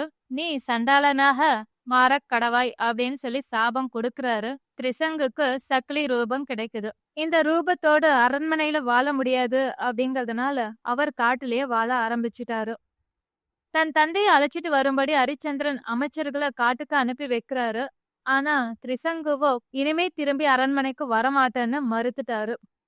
இதே நிலையில விஸ்வாமித்ரர் அயோத்திக்கு திரும்பி வராரு. நெடுங்காலம் தவம் புரிஞ்சிட்டு தன் மனைவி மக்களை பார்க்கறதுக்காக வராரு. அவங்கள சந்திச்சு பேசுறாரு. பஞ்சத்தில் இருந்து எப்படி நீங்கள தப்பிச்சீங்க, வறுமையில வாடியிருப்பீங்களே அப்படின்னு வருத்தத்தோட கேக்குறாரு. அதுக்கு ரிஷி பத்னி, சத்யவிரதனாலதான் நாங்க எல்லாருமே உயிரோடு இருக்கோம். அவர்தான் எங்களை காப்பாத்தினாருன்னு நடந்த எல்லாத்தையுமே சொல்றாங்க. ஆனா அவரோ வசிஷ்டருடைய சாபத்தினால இப்போ திரிசங்குவா மாறி காட்டுல வாழ்ந்துகிட்டு வராரு அப்படின்னு ரிஷி பத்னி சொல்றாங்க. ஏதாவது அவருக்கு முடிந்த உதவிய செய்யுங்க அப்படின்னு பிரார்த்திக்கிறாங்க. அதனால விஸ்வாமித்ரர் காட்டுக்கு போய் திரிசங்குவ சந்திக்கிறாங்க. திரிசங்கு தன்னுடைய விருப்பத்தை சொல்றாங்க. அதை கேட்டு நிறைவேற்றி வைக்கிறேன்னு விஸ்வாமித்ரரும் ஒரு யாகம் நடத்துறாரு. ஆனா அந்த யாகத்துக்கு யாருமே போகக்கூடாது அப்படின்ட்டு பிராமண புரோகிதர்கள் எல்லாத்தையுமே தடுத்து நிறுத்துறாரு வசிஷ்டர். இதனால விஸ்வாமித்ரருக்கு கோபம் அதிகமாகுது. தன்னுடைய தவ வலிமையினாலும் காயத்ரி ஜப புண்ணியத்தினாலும் பல காலம் சம்பாதித்த புண்ணியம் எல்லாத்தையுமே திரிசங்குக்கு அர்ப்பணித்து நீ ஸ்வர்க்கம் போ அப்படின்னு அனுப்பி வைக்கிறாரு. அதே உடலோடு ஸ்வர்க்கம் வர்றத பார்த்த தேவர்கள் எல்லாரும் இந்திரன் கிட்ட போய் முறையிடுறாங்க. சண்டால ரூபத்தோடு இந்த ஸ்வர்க லோகத்துக்கு யார் வராங்கன்னு பார்த்துட்டு அவங்கள விரட்டி அடிக்கிறாங்க. ஸ்வர்க லோகத்துல இருந்து தலைகீழா விழ ஆரம்பிக்கிறாரு திரிசங்கு. விஸ்வாமித்ரரே என்னை காப்பாத்துங்கன்னு அவரை பயந்து அலற ஆரம்பிக்கிறாரு. விஸ்வாமித்ரர் மறுபடியும் தன் தவ வலிமையில அவரை வானவெளியே நடுவழியில நிக்க வைக்கிறாரு. மறுபடியும் விஸ்வாமித்ரர் பெரிய யாகம் நடத்துறாரு. அந்த ஸ்வர்க்கம் இல்லைன்னா என்ன, இரண்டாவதா ஒரு ஸ்வர்க்கத்தை நானே உருவாக்குறேன் அப்படின்ட்டு சிருஷ்டிக்கிறதுக்காக இன்னொரு பெரிய யாகம் நடத்துறாரு. இத கேள்விப்பட்டதும் இந்திரன் ஓடோடி வராரு. விஸ்வாமித்ரரே, உங்களுடைய தவ வலிமை எங்களுக்கு நல்லாவே தெரியும், இந்த மாதிரி எல்லாம் செய்யாதீங்க. திரிசங்குக்கு ஸ்வர்க்கம் தானே போகணும், நானே செய்யறேன் அப்படின்ட்டு திரிசங்குக்கு வேண்டிய புனித ரூபத்தை கொடுக்கறாரு. ஸ்வர்க்கத்துக்கும் அழைச்சிட்டு போறாரு. தன்னுடைய தந்தை திரிசங்கு ஸ்வர்க்கம் அடைஞ்சிட்டாருன்னு கேள்விப்பட்ட ஹரிச்சந்திரனும் ரொம்ப சந்தோஷமா இருக்காரு. ஹரிச்சந்திரனுடைய கதை 6வது ஸ்கந்தத்திலேயே நம்ம பாதி பார்த்துட்டோம். இருந்தாலும் ஒரு சின்ன ரீகேப். ஹரிச்சந்திரன் தன் மனைவி சந்திரமதியோடு சந்தோஷமா வாழ்ந்துகிட்டு வராரு. நீண்ட காலமா புத்திர பேரு இல்ல. புத்திர பேருக்காக வருண பகவான் கிட்ட வேண்டிக்கிறாரு. வருண பகவானும் அவருக்கு அருள் புரியுறாரு. தன் மகனை வச்சே நரமேத யாகம் பண்றேன்னு வாக்கு கொடுத்துட்டாரு. வருண பகவானுடைய அருளால் சந்திரமதியும் கர்ப்பமாகறாங்க. அவங்களுக்கு ஒரு மகனும் பிறக்கிறான், லோகிதாசன். வருண பகவானும் அவ்வப்போது வந்து ஹரிச்சந்திரனை சந்திச்சு, உன் மகனை வச்சே நரமேத யாகம் நடத்து, ஏன் இவ்வளோ டிலே பண்ற அப்படின்னு கேக்குறாரு. ஆனா ஹரிச்சந்திரனும் இப்பதான் குழந்தை பிறந்திருக்கு, மனைவி தீட்டோடு இருக்காங்க, இன்னும் உபநயனம் கூட நடத்தல அப்படின்னு காலத்தை கழிச்சுக்கிட்டே வராரு. வருண பகவானும் பொறுமையா இருந்துகிட்டே இருக்காரு. லோகிதாசனும் நல்லா வளர்ந்துட்டான். வளர்ந்ததுக்கு அப்புறம் தந்தைக்கும் வருண பகவானுக்கும் இருக்கக்கூடிய அந்த டீலிங் தெரிஞ்சிடுச்சு. தன் உயிருக்கு ஆபத்து வந்துருமோன்னு தெரிஞ்சு நாட்டை விட்டு ஓடி போய் காட்டுல மறைவா ஒரு குகையில வாழ ஆரம்பிச்சிட்டான். அவ்வப்போது நாட்டுக்கு போய் தன் தந்தைக்கு மகனாக இருக்கணும்னு அவரு நினைச்சாலும் இந்திரன் வந்து தடுத்துக்கிட்டே இருந்தாரு. இப்படி ஹரிச்சந்திரன் வாக்க சரியா நிறைவேற்றல அப்படின்ட்டு வருண பகவானும் கோபப்பட்டாரு. இதுக்கு உபாயம் சொல்லுங்க அப்படின்னு வசிஷ்டர் கிட்ட கேக்குறாரு ஹரிச்சந்திரன். உன்னுடைய மகனையே நீ வந்து யாகத்துக்கு பயன்படுத்தணும்னு இல்ல, ஒரு மகனை தத்தெடுத்து கூட அந்த மகனை நீ நரமேத யாகத்துக்கு பயன்படுத்தலாம் அப்படின்னு வசிஷ்டர் ஒரு உபாயம் சொல்றாரு. அதுபடியே ஒரு மகனை தத்தெடுக்கிறாங்க. நரமேத யாகத்துக்கான ஏற்பாடும் நடக்குது. கம்பத்துல அந்த பையனை கட்டி போடுறாங்க. யாகம் நடக்க ஆரம்பிச்சதும் அந்த இடத்துக்கு விஸ்வாமித்ரர் வராரு. அந்த பையனோட நிலையை கண்டு வருத்தப்படுறாரு. ஹரிச்சந்திரன் கிட்ட பலமுறை கெஞ்சி கேக்குறாரு, இதெல்லாம் வேண்டாமே, இதெல்லாம் எதுக்கு, நீ அந்த பையனை விட்டுடு அப்படின்னு அவரு நல்ல விதமா எடுத்து சொல்றாரு. ஆனா ஹரிச்சந்திரன் அதை கேட்டுக்கவே இல்லை. இதனால அவருக்கு கோபம் வருது. அந்த பையனோட நிலையும் கவனத்துல வச்சுக்கிட்ட விஸ்வாமித்ரர் பையன்கிட்ட போய் ஒரு மந்திரத்தை உபதேசம் பண்றாரு. இந்த மந்திரத்தை சொல்லு, உனக்கு எல்லாம் நல்லதாவே நடக்கும் அப்படின்ட்டு. அது வருண பகவானுடைய மந்திரம். அந்த பையன் அந்த மந்திரத்தை சொல்ல சொல்ல வருண பகவான் அங்க தரிசனம் தராரு. யாகத்தை தடுத்து நிறுத்துறாரு. அதனால அந்த பையனும் விடுவிக்கப்படுறான். ஹரிச்சந்திரனுடைய கடனும் அடைபடுது. விஸ்வாமித்ரருக்கு ஹரிச்சந்திரன் மேல ஒரு கோபம் வந்துருச்சு. என்னதான் இருந்தாலும் நாம ஒரு முனிவர், நம்முடைய பேச்ச கேட்கவே இல்ல, மதிக்கவே இல்ல அப்படின்னு ஒரு கோபம் இருந்துகிட்டே இருந்துச்சு. அதை மனசுல வச்சுக்கிட்டாரு. ஒரு நாள் ஹரிச்சந்திரன் வேட்டைக்காக காட்டுக்கு போறாரு. அங்க ஒரு பெண் அழுதுகிட்டே இருக்கிறத பாக்குறாரு. அந்த பெண் கிட்ட நடந்தது என்ன அப்படின்னு சொல்லிட்டு விசாரிக்கிறாரு. அந்த பெண்ணும், விஸ்வாமித்ரர் என்ன முன்னிட்டு ஒரு அகோரமான தவம் செஞ்சுக்கிட்டு இருக்காரு, அந்த துன்பம் தாங்க முடியாம தான் நான் அழுதுகிட்டு இருக்கேன் அப்படின்னு சொல்றாங்க. அதனால ஹரிச்சந்திரன் விஸ்வாமித்ரரை சந்திச்சு, இந்த மாதிரி ஒரு தவத்தை நீங்க செய்யக்கூடாதுன்னு தடை விதிக்கிறாரு. இதனாலையும் விஸ்வாமித்ரருக்கு ஹரிச்சந்திரன் மேல அதீத கோபம் வந்துடுச்சு. விஸ்வாமித்ரர் தன்னுடைய கோபத்தினால தன் தவ வலிமையை பயன்படுத்தி ஒரு அரக்கனை வரவழைக்கிறாரு. அந்த அரக்கனுக்கு பன்றி ரூபம் கொடுத்து ஹரிச்சந்திரனுடைய பூந்தோட்டத்துக்குள்ள புகுந்து நாசம் செய்ய வைக்கிறாரு. அந்த பன்றிய அழிக்கிறதுக்காக எல்லாரும் படாத பாடு படுறாங்க. அது எல்லாத்தையும் நாசம் செய்யுது. பல காவலர்களாலையும் அந்த பன்றிய அடக்கவோ வேட்டையாடவோ முடியவே இல்லை. அந்த பன்றிய அழிக்கிறதுக்காக ஹரிச்சந்திரனே களத்துல இறங்கி அந்த பன்றிய வேட்டையாடுறதுக்காக குதிரையில ஏறி துரத்திக்கிட்டே வராரு. காட்டு வழியா அந்த பன்றி போக அதை பின்தொடர்ந்து வர நெடுதூரமா பயணம் செஞ்சதுனால காட்டுல திக்கு தெரியாம அவர் திணறி போறாரு. நீண்ட நெடுந்தூரம் வந்தவருக்கு பன்றி கிடைக்கவே இல்லை. பசி தாகம் அதிகமாய்க்கிட்டே இருக்கு. அனாதியான காடு, வந்த வழி தெரியல, அரண்மனைக்கு திரும்பி போகக்கூடிய வழியும் சுத்தமா தெரியல. இதுல அவருக்கு பசி தாகம் அதிகமாயிடுச்சு. பக்கத்திலேயே ஒரு நதி இருந்ததுனால தன்னுடைய தாகத்தை தீர்த்துக்கிட்ட ஹரிச்சந்திரனுக்கு அரண்மனைக்கு திரும்பி போகக்கூடிய வழி தெரியாததுனால வருத்தப்பட்டு நின்னுகிட்டு இருந்தாரு. அந்த நிலையில விஸ்வாமித்ரர் ஒரு கிள பிராமணரா அந்த இடத்துக்கு வராரு. அந்த கிழட்டு பிராமணரை பார்த்ததும் ஹரிச்சந்திரனுக்கு ஒரு நம்பிக்கை வந்தது. அவர்கிட்ட, ஐயா, நீங்க எப்படியாவது நான் அயோத்திக்கு திரும்பி போகக்கூடிய வழிய மட்டும் காட்டுங்க, நீங்க நடத்தக்கூடிய யாகத்துக்கு தேவையான பொன் பொருள் எல்லாத்தையும் நான் கொடுக்கறேன் அப்படின்னு ஹரிச்சந்திரன் சொல்ல, அப்போ விஸ்வாமித்ரர், புனித நதிய பார்த்ததும் ஒருவன் நீராடணும், அதுவே பாவத்தை போக்குறதுக்கான சிறந்த வழி. நீ இந்த நதியில நீராடி பிதுர் தர்ப்பணம் செய்ய, ஏன்னா இது ரொம்ப நல்ல நேரமா இருக்கு. அதுக்கப்புறம் நீ தானம் செய்யலாம். நானே உன்னை அழைச்சிட்டு போய் அயோத்தியில விடுறேன் அப்படின்னு சொல்றாரு. அத கேட்ட ஹரிச்சந்திரனும் புனித நதியில நீராடுறாரு, பிதுர் தர்ப்பணம் செய்யறாரு. அப்புறம் ஹரிச்சந்திரன் பிராமணரை பார்த்து, உங்களுக்கு என்ன தானம் வேண்டும் கேளுங்க அப்படின்னு சொல்றாரு.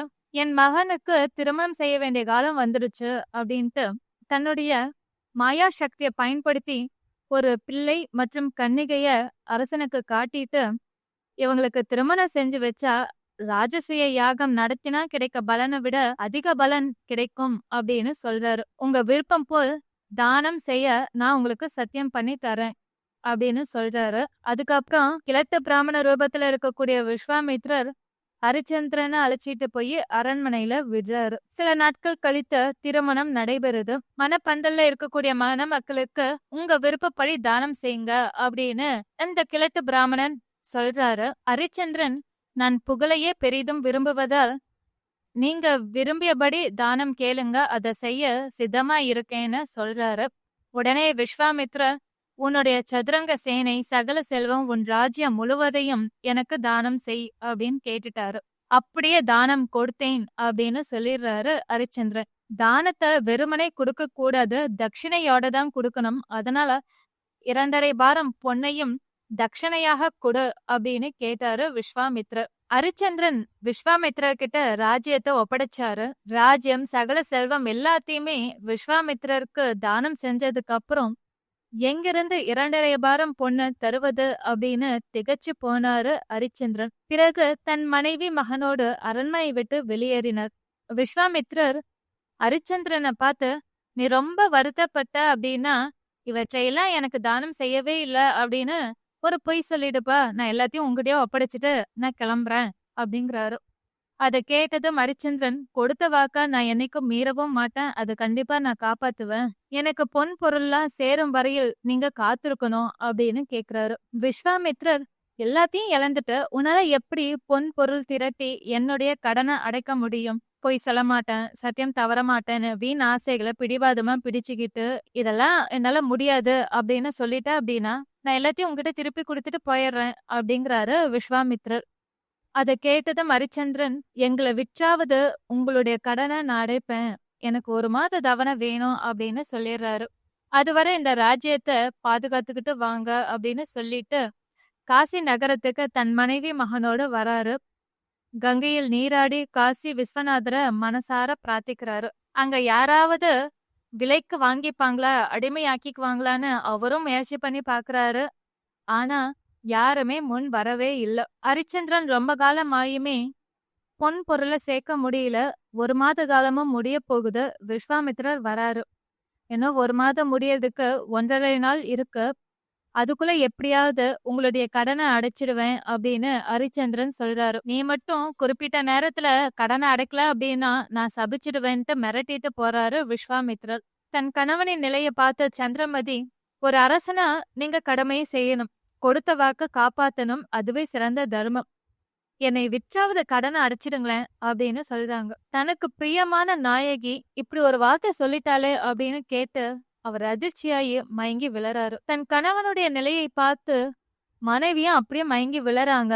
பக்கத்துல அவங்களுடைய மகனான லோகிதாசன், எனக்கு பசிக்குது அப்படின்னு தவிச்சுக்கிட்டு அம்மா அப்பான்னு கதறிக்கிட்டு அந்த குழந்தை இருக்கு. அந்த இடத்துக்கு வந்த விஸ்வாமித்ரர் தன் கமண்டல நீரை தெளிச்சு ஹரிச்சந்திரனை எழுப்புறாரு, ஆஸ்வாசப்படுத்துறாரு. விஸ்வாமித்ரரை பார்த்ததும் மறுபடியும் அவருக்கு மயக்கம் வந்துடுச்சு. என்ன மயங்கி விளற மாதிரி நடிக்கிறியா, எந்திரி, என் கடனை எப்பதான் அடைப்ப அப்படின்னு கேட்க ஆரம்பிச்சிட்டாரு. சூரியன் மறைவதற்குள் உங்களுக்கான கடனை நான் அடைச்சிடுவேன் அப்படின்னு ஹரிச்சந்திரன் உறுதி சொல்றாரு. தன் கணவனின் நிலையை அறிந்த சந்திரமதி அவர்கிட்ட, நான் உங்களுடைய மனைவி, உங்களுக்கு மட்டுமே சொந்தமானவள், நீங்க என்ன வித்துடலாம், நல்ல விஷயத்துக்காக, தர்மத்தை காப்பாத்துறதுக்காக, சத்திய வாக்க காப்பாத்துறதுக்காக தானே நீங்க என்ன விற்க போறீங்க. வித்துட்டு அதுல கிடைக்கக்கூடிய பொண்ணை வச்சு நீங்க விஸ்வாமித்ரருக்கு கொடுக்க வேண்டிய கடனை அடைச்சிடுங்க அப்படின்னு சொல்றாங்க. இதை கேட்டதும் மனசு உடைஞ்சு போறாங்க ஹரிச்சந்திரன். இருந்தாலும் வேற வழி இல்ல அப்படிங்கறதுனால தன் மனைவிய விக்கிறதுக்காக துணியிறாரு. அப்போ சந்திரமதிய விலைக்கு வாங்குறதுக்காக ஒரு கிழட்டு பிராமணர் வராரு. விஸ்வாமித்திரரே தான் கிழட்டு பிராமணரா வந்து சேர்றாரு. என் மனைவிக்கோ உடம்பு சரியில்லை, அதனால அவளால என்ன கவனிச்சுக்கவும் முடியல. இளமையோடு ஒரு பெண் இருந்தால் அவ என் வீட்டுக்கு வேலை செய்யறதுக்கு தகுதியானவளா இருப்பா. அதனால இந்த பெண்ணை நான் விலைக்கு வாங்கிக்கிறேன் அப்படின்ட்டு சொல்லி 1 கோடி பொண்ண ஹரிச்சந்திரன் கிட்ட கொடுத்து சந்திரமதிய அடிமையா விலைக்கு வாங்கிக்கிறாரு. சந்திரமதி தன் மகனை விட்டு பிரிய போறோமேன்னு சொல்லிட்டு புத்திர பாசத்தினால கொஞ்சம் கால அவகாசம் கொடுங்க, என் மகன் கிட்ட பேசிட்டு வந்துடுறேன் அப்படின்ட்டு லோகிதாசன் கிட்ட பேசுறாங்க. கட்டி அணைச்சிக்கிறாங்க. அழுதுகிட்டே இருக்காங்க. லோகிதாசனும் தன் அம்மாவை விடுறதுக்கு மனசு இல்லாம அவங்களுடைய முந்தானை பிடிச்சுக்கிட்டே அழ ஆரம்பிச்சாராம். அப்போ சந்திரமதி அந்த கிழட்டு பிராமணர் கிட்ட, ஐயா, என் மகனை பிரிந்து என்னால் இருக்கவே முடியாது. என் மகனையும் சேர்த்து வாங்கிக்கிட்டீங்க அப்படின்னா நானும் என் மகனும் ஒன்றாக உங்களுக்கு அடிமையா இருப்போம் அப்படின்னு சொல்றாங்க. அதனால லோகிதாசனுக்காக 10 கோடி பொண்ணு கொடுத்து விலைக்கு வாங்குறாரு அந்த கிழட்டு பிராமணர். வாங்கிட்டு இவங்க 2 பேத்தையும் அழைச்சிக்கிட்டு போயிடுறாரு. இவங்க போன வேகத்திலேயே விஸ்வாமித்திரர் திரும்பி வராரு. விஸ்வாமித்திரர், என்னப்பா, கடனை அடைக்கிறதுக்கு தயாரா இருக்கியா அப்படின்னு ஹரிச்சந்திரன் கிட்ட கேட்க, அவர்கிட்ட இருந்த 11 கோடி பொண்ண குடுக்குறாரு ஹரிச்சந்திரன். இவ்ளோ குறுகிய காலத்துல உனக்கு எப்படி இவ்ளோ பணம் கிடைச்சது? இவ்ளோ பொண்ண எப்படி சேர்த்துன? தப்பான வழியில ஏது சேர்த்துனியா அப்படின்னு கேள்வி மேல கேள்வி கேட்கிறாரு. உங்களுக்கு எப்படி வந்தா என்ன? உங்களுக்கான கடனை அடைக்கிறேன்ல, இதை இப்போதைக்கு எடுத்துக்கோங்க அப்படின்னு ஹரிச்சந்திரன் சொல்றாரு. தப்பான வழியில வந்த பணமா இருந்தா நான் ஏத்துக்கவே மாட்டேன், ஒழுங்கா உண்மையை சொல்லு அப்படின்னு வற்புறுத்துறாரு விஸ்வாமித்திரர். ஹரிச்சந்திரன் நடந்தது எல்லாத்தையும் சொல்றாரு. சரி, மீதி பணத்தை எப்படி நீ தருவ அப்படின்ட்டு கேக்குறாரு.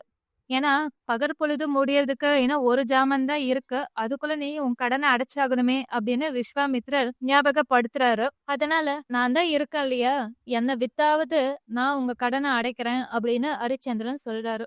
அப்போ ஹரிச்சந்திரன் தன்னையே விற்கிறதுக்கு முயன்ற போது அப்போ அந்த இடத்துக்கு யமதர்மராஜனே சண்டால புலையனாக வந்து சேர்றாரு. அகோரமான ஒரு ரூபம், பெரிய மீச, புலால் நாற்றம் வீசும் உடல் அப்படின்ட்டு அவருடைய ரூபத்தை பார்த்தாலே நடுங்கும். அவர் ஹரிச்சந்திரன் கிட்ட, நான் ஒரு சண்டாளம், என் பொறுப்பில் இருக்கக்கூடிய சுடுகாட்டுக்கு வரக்கூடிய பிணத்தோட ஆடைகளை அவிழ்க்க வேண்டும், அதுதான் உன்னுடைய பொறுப்பு அப்படிங்கிறாரு. ஹரிச்சந்திரன், ஒரு சண்டாளனுக்கு அடிமையாக என்னால முடியாது அப்படின்னு சொல்றாரு. அந்த சண்டாளன், இது என்ன அநியாயமா இருக்கு? நீ உன்னை விற்கிறன்னு சொன்ன, அவ்வளவுதான். உன்னை வாங்க வருபவர்கள் உத்தமனா தான் இருக்கணும், எந்த ஜாதியா தான் இருக்கணும்னு நீ எதுவும் குறிப்பிட்டு சொல்லவே இல்லையே. கொடுத்த வாக்கு காப்பாத்தேன், ஏன் இப்படி மாத்தி பேசுற அப்படின்னு அவர் சொல்றாரு. அதே இடத்துக்கு விஸ்வாமித்திரர் வராரு. சத்தியத்தை காப்பாத்தணும் தானே, ஏன் அடிமை வேலை செய்ய மாட்டியா அப்படின்னு கேக்குறாரு. அப்போ ஹரிச்சந்திரன் விஸ்வாமித்திரர் கிட்ட, என்னை நீங்களே அடிமையை ஏத்துக்கலாமே அப்படின்னு சொல்றாரு. அவ்வளவுதானே, நான் ஏத்துக்கிறேன், நீ இனிமே என்னுடைய அடிமை அப்படின்னு சொல்லிட்டாரு. கொஞ்சம் ஆஸ்வாசமானாரு ஹரிச்சந்திரன். விஸ்வாமித்திரர், என்னுடைய அடிமையான ஹரிச்சந்திரனை உன்னுடைய அடிமையா விலைக்கு வாங்கிக்க தயாரா இருக்கியா அப்படின்னு சண்டாளன் கிட்ட கேக்குறாரு. அவர் ரொம்ப சந்தோஷப்பட்டு, பிரயாகை கிட்ட 10க்கு 10 காதத்துல ரத்தினம் நிறைந்துள்ள பூமி இருக்கு, அதையும் உங்களுக்கு கொடுத்துறேன். அது மட்டும் இல்லாம இதோ 1000 ரத்தினம் மற்றும் 1000 பொற்காசுகளையும் உங்களுக்கு கொடுக்குறேன்ட்டு கொடுத்துட்டு கடனை அடைச்சிட்டாரு. ஹரிச்சந்திரன் விஸ்வாமித்திரருக்கு பட்ட கடன் அடைப்பட்டது அப்படின்னு அசரீரியும் ஒலிச்சது. விஸ்வாமித்திரர், அப்பா, என் கடனை அடைச்சிட்ட அப்படின்ட்டு சொல்லிட்டாரு. ஹரிச்சந்திரன், இப்ப நான் என்ன செய்யறது அப்படின்னு கேக்குறாரு. நீ இனிமே அந்த சண்டாளனுடைய அடிமை, அவ என்ன வேலை செய்ய சொல்றானோ அததான் நீ செஞ்சாகணும் அப்படின்னு சொல்லிட்டு, இனிமே உனக்கு மங்களம் உண்டாகட்டும்னு ஆசீர்வாதம் பண்ணிட்டு விஸ்வாமித்திரர் கிளம்பிட்டாரு. அந்த சண்டாளனும் ஹரிச்சந்திரனை அழைச்சிக்கிட்டு தன்னுடைய சேரிக்கு போறாரு. அங்க சிறையில 4 நாளைக்கு அடைச்சு வைக்கிறாரு. உணவோ தண்ணியோ எதுவுமே இல்லாம அடைஞ்சு கிடக்குறாரு. அப்புறம் 5ஆம் நாள் வந்து, நீ அங்க காவிரி நதிக்கரை பக்கமா ஒரு சுடுகாடு இருக்கு, இதோ இந்த பெரிய தடிய கையில வச்சுக்கோ, இரவும் பகலும் காவல் காக்கணும். இதோ வீரபாகுவின் கைத்தடி இருக்குது அப்படின்னு கூச்சல் இட்டுக்கிட்டே இருக்கணும். மயான காவல் புரிஞ்சுக்கிட்டே வரணும். அங்க எத்தனை பிணம் வருது, எவ்வளவு பணம் வசூலிக்கணும் அவங்களுடைய ஆடைகள அவிழ்க்கணும். எல்லாத்தையும் பார்த்துக்க வேண்டிய பொறுப்பு உன்னுடையது அப்படின்னு சொல்லி மிரட்டி தொரத்தி விடுறாரு. ஹரிச்சந்திரனும் பயந்துகிட்டே அந்த சுடுகாட்டுக்கு ஓடி போறாரு. தடியோடு போய் அங்க சுடுகாட்டுல மயான வேலைய பார்க்க ஆரம்பிக்கிறாரு. அதுவே அவருடைய வாசஸ்தலமா மாறிடுச்சு. பிணங்களுக்கு இடப்படும் வாக்கரிசியை இவருக்கான ஆகாரமா மாறிடுச்சு. இப்படியே காலம் போய்கிட்டு இருந்துச்சு. ஒரு நாள் லோகிதாசன் அந்த கிழத்து வேதியருக்காக தர்பை புல் மற்றும் சமைத்த கட்டுகளை சேகரிச்சு வர்றதுக்காக சில சிறுவர்களோடு காட்டுக்கு போனோம். சமைத்து கட்டு தர்பை புல் எல்லாத்தையும் 2 கட்டுகளாக கட்டி தலையில சுமந்துகிட்டு நடக்க ஆரம்பிச்சாங்க. நெடுதூரம் நடந்ததுனாலையும் களைப்புனாலையும் தாக அதிகமாச்சு. அதனால பக்கத்துல தடாகம் இருந்துச்சு. தலையில இருந்த சுமையை இறக்கி வச்சு தண்ணீர் அருந்துனாங்க. ஆனா விஸ்வாமித்திரருடைய மந்திர சக்தியால அங்க புற்றுக்குள் இருந்த ஒரு பாம்பு லோகிதாசனை தீண்டுச்சு. விஷம் ஏறி லோகிதாசன் அதே இடத்துல உயிரையும் விட்டுட்டான். நடந்த எல்லாத்தையும் போய் அந்த கிழட்டு வேதியர் வீட்டுல சந்திரமதி கிட்ட சொல்றாங்க அந்த சிறுவர்கள். தன் மகனுடைய உயிர் பறிபோனதே அப்படின்னு அலறி துடிக்கிறாங்க சந்திரமதி. என்ன வேஷம் போடுற? உனக்கா நஷ்டம், எனக்குள்ள நஷ்டம். 10 கோடி பொண்ணை கொடுத்து அவனை வாங்கிட்டு வந்த, இப்ப என் பணமும் போச்சு, அவனும் போயிட்டான் அப்படின்னு அவரு திட்டி தீக்குறாரு. இந்த வேலையில செஞ்சு முடிச்சுதான் ஆகணும், நீலாம் இங்கே போக கூடாதுன்னு சந்திரமதியை வெளியவே அனுப்பாம தடுத்து நிறுத்துறாரு. சந்திரமதியோ துக்கம் தாங்க முடியாம அழுதுகிட்டே அந்த கிழட்டு வேதியர் சொல்றக்கூடிய எல்லா வேலையும் செஞ்சுக்கிட்டே இருக்காங்க. சீக்கிரமா எல்லா வேலையும் செஞ்சு முடிச்சும் அவங்க அழுதுகிட்டே இருக்காங்க. கொஞ்சம் மனசு இறங்குனவரா அந்த கிழட்டு வைத்தியன், சரி சரி இப்ப போ, நள்ளிரவாயிடுச்சு, பையனை எடுத்துட்டு போய் தீயில மூட்டி அவனுக்கான ஈமச்சடங்கெல்லாம் சீக்கிரமா செஞ்சுட்டு சீக்கிரமா வீட்டுக்கு வந்துடுன்னு அனுப்பி வைக்கிறாரு. அந்த இடத்துக்கு விரைந்து போன சந்திரமதி இறந்து கிடந்த தன் மகனின் உடலை தன் மடியில போட்டு அழுது புலம்புறாங்க. அரசனுக்கு மகனா பிறந்து உனக்கு இந்த நிலைமையா அப்படின்னு அழுதுகிட்டே இருக்காங்க. அப்போ அந்த இடத்துக்கு சோதனை காவலர்கள் வராங்க. இந்த நேரத்துல உனக்கு இங்க என்ன வேலை? ஒரு பெண்ணானவள் இரவு நேரத்துல வீட்டை விட்டு வெளியே வரவே மாட்டா. நீ வந்திருக்க அப்படின்னா நீ ஒரு கொலைகாரிதான். இந்த பையனை நீதான் கொன்னுட்டியா அப்படின்ட்டு அவங்க கோபப்படுறாங்க. அவளை பிடிச்சு இழுத்துக்கிட்டு சுடுகாட்டுக்கு போறாங்க. அங்க அந்த சண்டாளன் கிட்ட, அதாவது வீரபாகு கிட்ட அந்த பெண்ணை ஒப்படைச்சு, இவதான் இங்க இருக்கக்கூடிய குழந்தைகளை கொண்டுகிட்டே வரா, அதனால இன்னைக்கு நீ இவளை இதே சுடுகாட்டுல வச்சு கொன்னுடு அப்படின்னு காவலர்கள் வீரபாகு கிட்ட சொல்லிட்டு போயிடுறாங்க. ஓஹோ, எனக்கு அப்பவே தெரியும், நீதானே இந்த வேலையெல்லாம் பாக்குறா அப்படின்னு அவளை அடிச்சு துன்புறுத்துறாரு வீரபாகு. அவர் ஹரிச்சந்திரனை கூப்பிட்டு, இந்த பெண்ணை நீ கொலைக்களத்துக்கு அழைச்சிட்டு போய் இவளுடைய தலைய வெட்டி கொன்னுடு அப்படின்னு உத்தரவும் போடுறாரு. ஹரிச்சந்திரன் அத மறுக்கிறாரு. நீங்க என்ன வேலை செய்ய சொன்னாலும் நான் செய்ய தயாரா இருக்கேன். ஆனா ஒரு பெண்ணை வதைக்க சொன்னீங்க அப்படின்னா கண்டிப்பா அது என்னால முடியாது. தயவு செஞ்சு மன்னிக்கணும் அப்படின்னு சொல்றாரு ஹரிச்சந்திரன். நான் உனக்கு கட்டளையிடக்கூடிய செயலை நீ செய்வதுதான் உன்னுடைய கடமை. போய் அவளை கொலை பண்ணு அப்படின்னு துரத்தி விடுறாரு. இந்த பெண்ணை அந்த கொலைக்களத்துக்கு அழைச்சிட்டு வந்து நிறுத்துறாரு ஹரிச்சந்திரன். சந்திரமதி தலை குனிந்தே இருக்கிறதுனால தன் மனைவிங்கிறது அவருக்கு தெரியவே இல்லை. அழுதுகிட்டே இருக்காங்க சந்திரமதி. எதிரில் இருப்பவர் தன் கணவன் அப்படிங்கிறதும் சந்திரமதிக்கு தெரியல. ஐயா, ஒரு பெண்ணை வதை செய்யக்கூடாது அப்படின்னு நீங்க நினைக்கிறீங்க. எனக்கு ஒரே ஒரு விருப்பம், என் மகன் அங்க இறந்து கிடக்கிறான். அவனுக்கு வேண்டிய ஈமக்கடன்களை நான் செஞ்சாகணும். அதுக்கு நீங்க உத்தரவு கொடுத்தீங்க அப்படின்னா அதை நான் செய்ய தயாரா இருக்கேன். அதுக்கப்புறம் நீங்க என்னை என்ன வேணாலும் பண்ணுங்க அப்படின்னு சொல்றாங்க. அதை கேட்டு சரி சரி இப்போ சீக்கிரமா போயிட்டு வா அப்படின்ட்டு அந்த பெண்ணை துரத்தி விடுறாரு ஹரிச்சந்திரன். சந்திரமதியும் அந்த இடத்துக்கு போய் தன் மகனுடைய உடலை தூக்கிங்கிட்டு வந்து கிடத்துறாங்க. ஹரிச்சந்திரன் அந்த பிணத்தின் உடம்பிலிருந்து துணிகளை அவிழ்க்க ஆரம்பிக்கிறாரு. உடலின் வனப்பு தேஜஸ் எல்லாத்தையும் பார்த்தா ராஜகுமாரன் போல இருக்குன்னு அவருக்குள்ள தோணுது. தன் மகனையும் அவள் நினைவுபடுத்திக்கிறாரு. அழுதுகிட்டே அந்த வேலை செய்யறாரு. அதுக்கப்புறம் அந்த பிணத்தின் முகத்தை பார்த்ததுக்கு அப்புறம்தான் தன்னுடைய மகன் அப்படிங்கிறது புரிய வருது. இது பார்க்கவே சந்திரமதியும் புலம்ப ஆரம்பிக்கிறாங்க. தன் கணவன் ஹரிச்சந்திரனுக்கு என்ன சொல்லுவேன், அயோத்தியின் வாரிசு நீதான் அப்படின்னு அழுது புலம்ப ஆரம்பிக்கிறாங்க. அப்பதான் அவருக்கு புரியுது, இறந்து கிடப்பது தன் மகன் லோகிதாசன், இங்க அழுதுகிட்டு இருப்பது தன் மனைவி சந்திரமதி அப்படின்ட்டு. ஹரிச்சந்திரன் பேச ஆரம்பிக்கிறாரு. அப்பதான் சந்திரமதிக்கு இந்த ரூபத்தோடு இருப்பவர் தன் கணவன்கிறது தெரிய வருது. நீங்க எப்படி இந்த நிலைக்கு வந்தீங்க அப்படின்னு சந்திரமதி கேக்குறாங்க. நடந்த எல்லாத்தையும் ஹரிச்சந்திரன் சொல்றாரு. தன் மகனின் நிலைய பார்த்து ஹரிச்சந்திரனும் சந்திரமதியும் அழுதுகிட்டே இருக்காங்க. இதுக்கு மேல உயிரோடவே இருக்கக்கூடாது, தீ மூட்டுங்க, மகனோட சேர்ந்து நாமளும் செத்தரலாம் அப்படிங்கிற முடிவுக்கு வராங்க. அந்த பரமேஸ்வரியான சதாக்ஷிய மனசார பிரார்த்தனை பண்ணி தியானம் பண்ணி அந்த அக்னியில இறங்க முயற்சி பண்றாங்க. அதை தடுக்க வராங்க அனைத்து தேவர்களும். தேவர்கள் எல்லாரும் வந்து நீ இந்த மாதிரி செய்யாத அப்படின்னு தடுத்து நிறுத்துறாங்க. இந்திரன் அமிர்தத்தை பொழிந்து லோகிதாசனுக்கு உயிர் கொடுக்கிறாரு. லோகிதாசன் உயிர் பெற்று எழுந்ததும் ஹரிச்சந்திரனும் சந்திரமதியும் ரொம்ப சந்தோஷப்படுறாங்க. நீங்க இப்பவே ஸ்வர்க்கத்தை அடையலாம் அப்படின்னு இந்திரதேவன் ஹரிச்சந்திரனை அழைக்கிறாரு. ஹரிச்சந்திரனோ, ஐயா, நான் இந்த சண்டாளனுக்கு அடிமையா இருக்கேன், நான் இந்த இடத்தை விட்டு எங்கேயும் வர முடியாது அப்படின்னு சொல்றாரு. சண்டாள ரூபத்தில் இருப்பது யமதர்மராஜா அப்படிங்கிறது அவருக்கு அப்பதான் புரியுது. உன்னை சோதிக்கிறதுக்காக தான் இத்தனையும் நடந்துச்சு.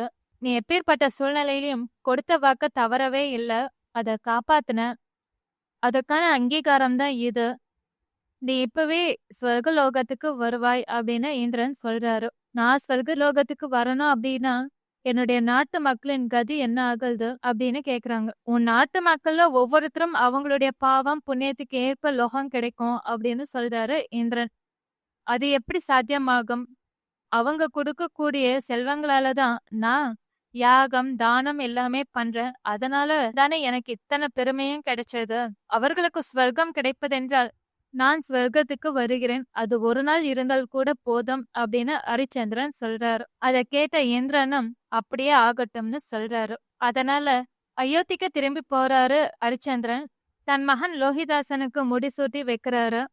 நடந்த எல்லாத்தையும் கேள்விப்பட்ட அயோத்தி மக்களும் ஹரிச்சந்திரனை கொண்டாடுறாங்க. அவங்களும் தன்னுடைய மக்களுக்கு, புத்திரர்களுக்கு பௌத்திரர்களுக்கு அவங்களுக்கான கடமைய எல்லாத்தையுமே ஒப்படைச்சிட்டு ஹரிச்சந்திரனோட ஸ்வர்கலோகம் அடையறாங்க. இதுதாங்க ஹரிச்சந்திரனுடைய கதை. 7வது ஸ்கந்தத்தின் முதல் பகுதி மட்டுமே நிறைவுற்றது. அடுத்த எபிசோட்ல 7வது ஸ்கந்தத்தின் மறுபகுதியை நாம பார்க்கலாம். நன்றி.